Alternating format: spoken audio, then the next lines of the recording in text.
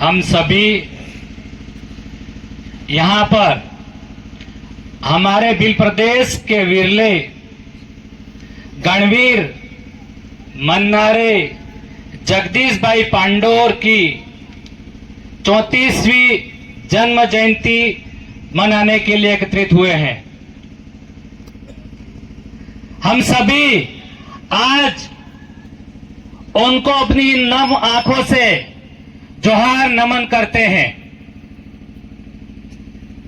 और यहां पर आज अभी पंडाल में जाजम पर विराजमान सभी साथियों को भी जोहार।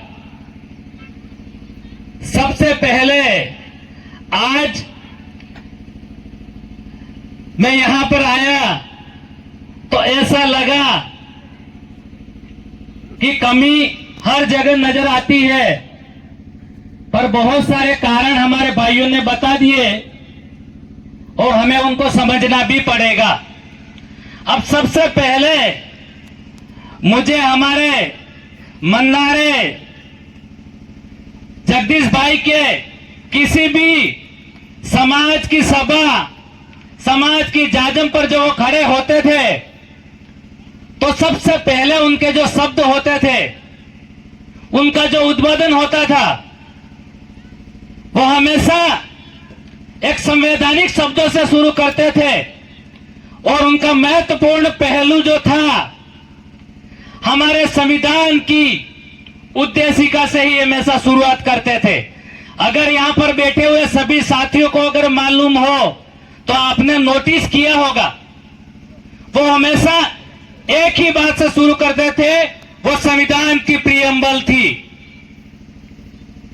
वो कहते थे हम भारत के लोग भारत को एक संपूर्ण प्रभुत्व संपन्न समाजवादी पंथ निरपेक्ष लोकतंत्रात्मक गणराज्य बनाने के लिए तथा एवं उसके समस्त नागरिकों को सामाजिक, राजनीतिक एवं आर्थिक न्याय, विचार, अभिव्यक्ति, विश्वास, धर्म और उपासना की स्वतंत्रता, मान एवं सम्मान की समता एवं तथा इन सब में राष्ट्र की एकता एवं अखंडता को बनाए रखने वाली, बंधुता को बढ़ाने वाली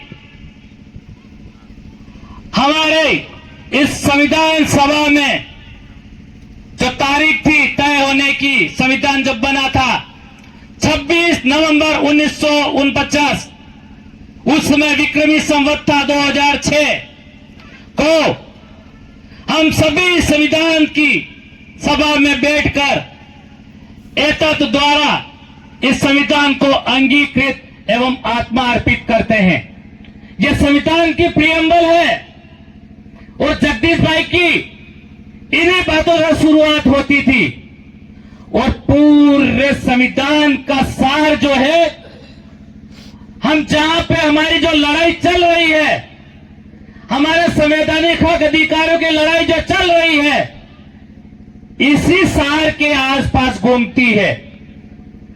ये बात हमें समझनी पड़ेगी। हम संविधान की बहुत सारी आर्टिकल के बात कर लेते हैं, पर अगर प्रीएम्बल पे हमने फोकस कर लिया, प्रीएम्बल पर हमने फोकस कर लिया तो समझ लेना आधे से ज्यादा संविधान हमें समझ में आ गया। संविधान का पहला जो वर्ड कहता है, सभी को सामाजिक, आर्थिक और राजनीतिक न्याय मिलना चाहिए। आज की तारीख में देख लीजिए, क्या सामाजिक, आर्थिक और राजनीतिक न्याय हम आदिवासी समुदाय को, दलितों को, अन्य पिछड़ा वर्ग को और अल्पसंख्यकों को क्या मिल रहा है? इस प्रश्न को सोचना पड़ेगा। हमें इन बातों की तरफ ध्यान देना पड़ेगा। बाकी सब भूल जाइए। यहां पर बैठे हुए थोड़ी कभी कभी हमारे मुंह से भी कड़वे शब्द आते हैं। अभी यहां पे जो जनसंख्या कम होने की बात कर रहे हैं, उसमें कहीं न कहीं सबकी एमपी, एमएलए, प्रधान, जिला प्रमुख, सरपंच, इनकी दौड़ भी एक कारण दिखता है। जबकि हमारी लड़ाई क्या होनी चाहिए, इस बात को समझना पड़ेगा। हमारी लड़ाई यह नहीं है, हमारी लड़ाई संवैधानिक दायरे में रहते हुए की है। जो संस्कृति हम भूल चुके हैं उसको अपनाने की है। हमें हमारे धर्म कोलम को समझना पड़ेगा। हमको धर्म के बारे में जानना पड़ेगा। हमारे आदिवासी धर्म के बारे में समझना पड़ेगा। हम कौन थे और कौन बना दिए गए हैं। हमें हमारे रीति रिवाजों को समझना पड़ेगा। आदिवासी संस्कृति के अनुरूप चलना पड़ेगा। हमें हमारी न्याय व्यवस्था थी जो रूढ़िगत ग्राम सभा वाली, हमारे बाप दादाओं के पुरखे के जमाने में जो न्याय व्यवस्था चलती थी, उसको समझना पड़ेगा। तब जाकर हमारा जो एक मेन टारगेट जो है, हमारा जो मुख्य उद्देश्य है, जिस दिन हमने हमारे इतिहास को समझ लिया, हमारी संस्कृति को समझ लिया, हमने हमारी संस्कृति को पुनः स्थापित कर लिया, हमने हमारे आदिवासी धर्म कोलम को वापस ले लिया, हमने हमारी रूढ़िगत प्रथाओं को वापस स्थापित कर लिया, उस दिन देखना बिल प्रदेश का जो सपना है, हमारा बिल प्रदेश का जो सपना है, अपने आप पूर्ण हो जाएगा या नहीं होगा। यहाँ पे पंडाल में जजम पर विराजमान कितने लोगों को लगता है कि हमने हमारी जो भी प्रथाएं भूल चुके हैं, अगर हमने स्थापित कर लिया तो क्या भूल प्रदेश बन सकता है?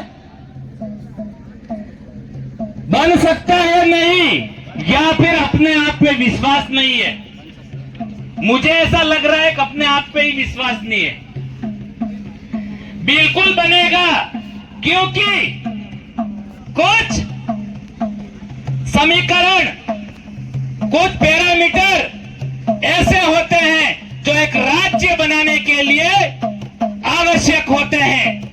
हमारा टारगेट, इसी बीच हमारे बीच में, मैं थोड़ी बात को ब्रेक कर रहा हूं, हमारे बीच में बहुत सारे क्रांतिकारी विरले, जिनका एक एक नाम नहीं लूंगा, पर हमारे बीच में पधार चुके हैं। इन सब हमको हमारी संस्कृति को पुनः स्थापित करना है।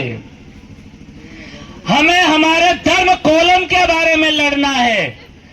हमें जो भी मुफ्त की जो योजनाएं दी जाती है, उनकी बजाय हमें हमारा धर्म कोलम वापस चाहिए, ये मांग होनी चाहिए।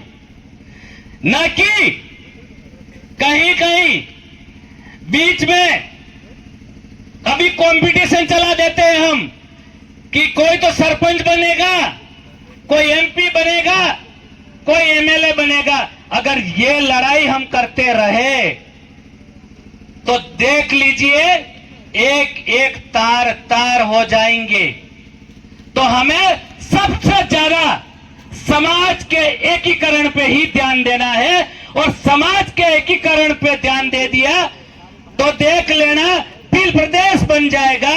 और बिल प्रदेश बन गया तो जो 5वीं अनुसूची की बात करते हैं हम, आर्टिकल 244(1)(a) 244 (1)(a) की जो बात करते हैं वो अपने आप मिलेगा। हम जो हमारे जल जंगल जमीन के हक अधिकार की बात करते हैं वो भी मिलेगा, पर हमारा टारगेट एक ही होना चाहिए, बिल प्रदेश बनना चाहिए। मैं अपनी बात को यहीं विराम दूंगा, क्योंकि अब मेहमानों का आना शुरू हो चुके हैं और आगे हमें कार्यक्रम को भी गति देनी है। इसलिए एक जाते जाते एक बहुत ही बड़ी सूचना आपको दे रहा हूं। हमारे अभी पिछले 3-4 महीनों से एक बहुत ही बड़ा उलगुलान कहो, क्रांति कहो, आंदोलन कहो, अनुसूचित क्षेत्र आरक्षण मोर्चा आप सबने सुना होगा। अनुसूचित क्षेत्र आरक्षण मोर्चा के बैनर तले पिछली 2 रैलियां, आम जनसभा, ज्ञापन कार्यक्रम बांसवाड़ा और प्रतापगढ़ में हो चुका है। अगला कार्यक्रम 30 मार्च 2025 वार रविवार हमारे उदयपुर में होने जा रहा है। और आज यहीं से शुरुआत करके जाइए, यहीं से ठान कर जाइए कि हम यहां पर जो बैठे हुए हैं वो बिल प्रदेश के हर एक ग्यार से, इस उदयपुर जिले के, राजसमंद जिले के सिरोही से, सलूंबर से, बांसवाड़ा से, डूंगरपुर से और प्रतापगढ़ से, चित्तौड़गढ़, भीलवाड़ा, इन सभी से, हर घर से एक उलगुलानकारी बिरसा को निकालेंगे। उस आरक्षण की इस रैली को सफल बनाने में हर एक व्यक्ति अपनी भूमिका निभाएगा।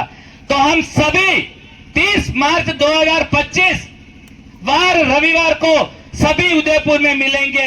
यही आपसे मेरा निवेदन, आमंत्रण, आप स्वीकार करें सभी। इन्हीं शब्दों के साथ जय जोहार, जय आदिवासी, जय बिल प्रदेश, जय संविधान।